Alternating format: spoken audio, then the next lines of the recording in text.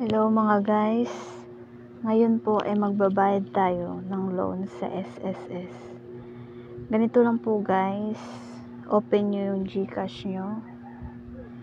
Pagkatapos po ay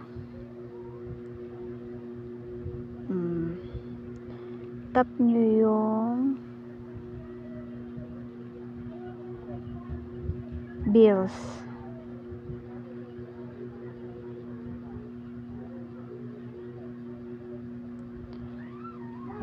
Hanapin nyo po yung SSS.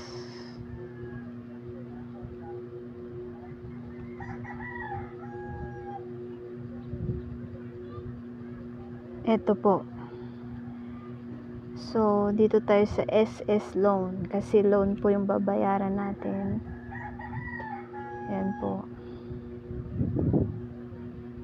Pagkatapos po ay ayan po siya.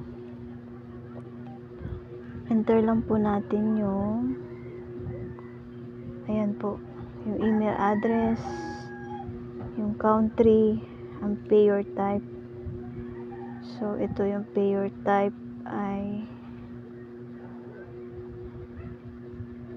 ilalagay ko po dito ay individual. Tsaka yung account number nyo po at tsaka yung PRN nyo.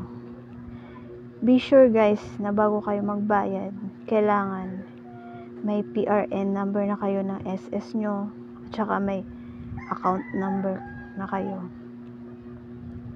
At tsaka nandun na rin nakalagay yung kung magkano yung amount na babayaran nyo.